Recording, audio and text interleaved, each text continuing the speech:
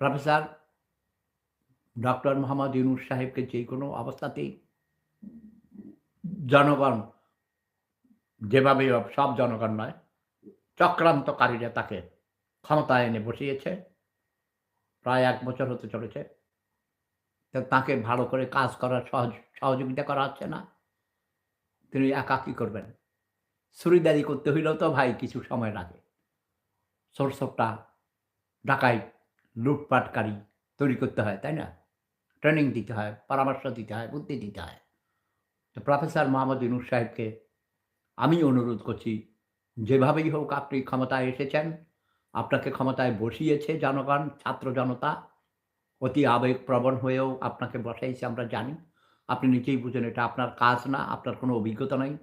তারপরও সময়ের প্রয়োজনে আপনাকে আমরা সবাই মনে করেছি ঠিক আছে আপনি ভালো নোবেল লরিয়েট, সারা পৃথিবীতে আপনার সম্মান আছে, আপনার নাম ডাক আছে।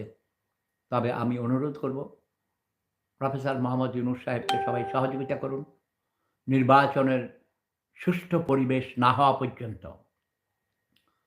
যতদিন লাগে, প্রয়োজন বোধে ৫ বছর, ৬ বছর, ৭ বছর লাগলেও তাকে আপনারা সহযোগিতা করুন।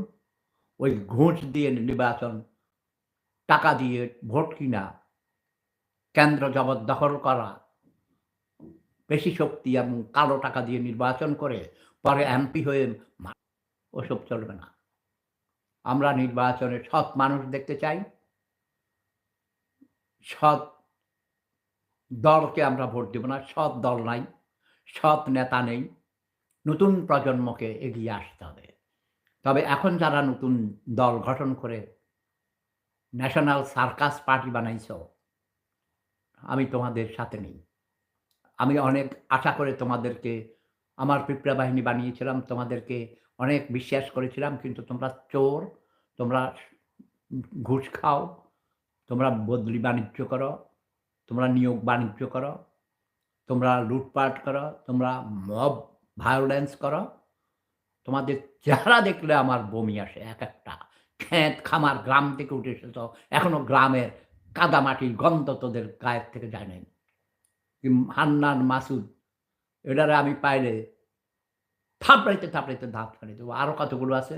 ওই যে আরেকটা আছে এখানে দাঁড়ি কয়েকটা কি সাজ্জাদ না মাজ্জাদ কি নাম সার্জিস। এটারে পাইলে ভাই আমার স্যান্ডেল টয়লেটে যাওয়ার পুরান স্যান্ডেল দিয়া ঠাস, ঠাস করে এমন মারবো, ওরে ফাটাইয়া ফেলাবো। আরো আছে কতগুলো, সবগুলোরে মারবো না। এর মধ্যে একটাকে আমার ভালো লাগে আমি জানি না। তোমরা বলবা যে আপনার শ্বশুরবাড়ির দিকে নাকি। শ্বশুরের এলাকা দেবিদ্বারের। তোমরা এটারে কালা পাঁঠা বলো। কিন্তু ওর হাসিটা দেখলে আমার প্রাণটা ভরে যায়। অপূর্ব হাসি। আর এই কচি, কচি মাইয়ারা কিন্তু ওর হাসি দেখলে ওরে জড়াইয়া ধরবে, ওর সাথে প্রেম করে আমার মনে হয় আরকি।